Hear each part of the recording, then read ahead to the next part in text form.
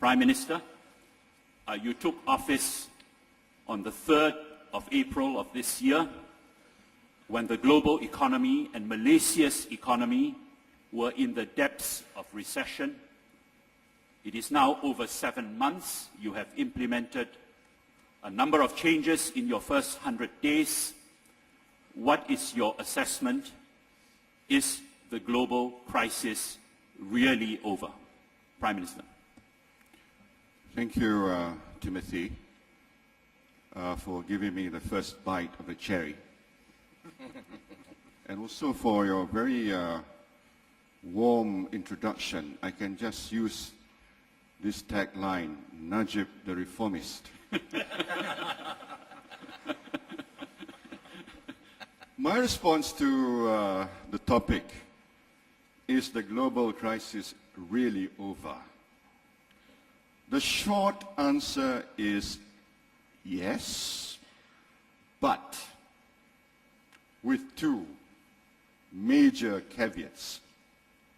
One, which you alluded to, is it sustainable? And secondly, can growth be at the same level as the pre-crisis level?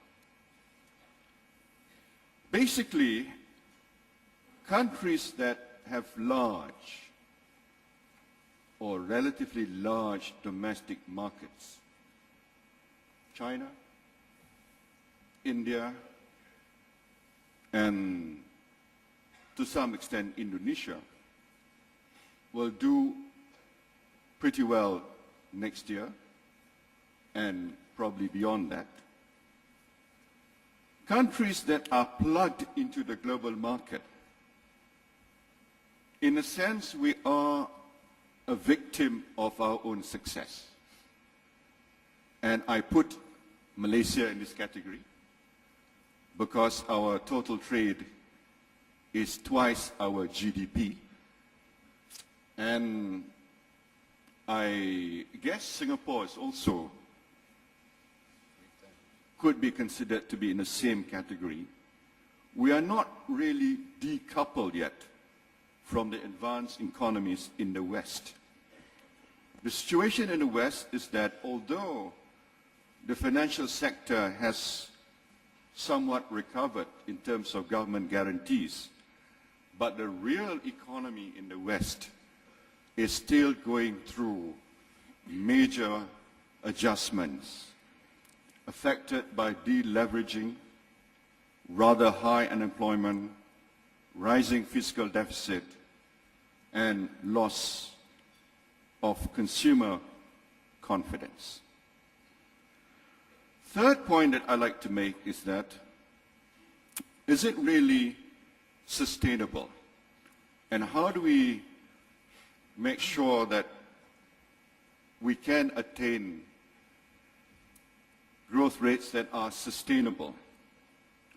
One of the ways is that we must reject protectionism, come up very clearly that there cannot be a repeat of the 1930s. It is imperative that the Doha rounds be concluded by next year. This is where Malaysia is a great advocate of a successful conclusion of the Doha rounds. And we are seeking some real leadership by the advanced countries, in particular the United States, to bring about a successful conclusion of the Doha rounds. The fourth point I'd like to make is that there must not be any premature withdrawal of fiscal incentives or fiscal packages until there is real recovery led by the private sector. Fifth, we must attend to a new global financial architecture. Reforms of the global financial architecture must be implemented There must be better regulatory mechanisms. We must ensure that there's closer supervision, especially over fancy derivative products. And the final point that I'd like to make is that for countries, and this includes Malaysia, the old paradigm that worked for us for many years, put it crudely, manufacture in the East, consume in the West. That has been the paradigm for many years. We require a new growth model and new strategies to be put in place. Therefore, in the context of countries like Malaysia, we will be coming out with a new economic model that will be predicated more on innovation, high value, searching for new sources of growth, strengthening domestic demand, and the long-term goal of greater integration within the East Asia economies.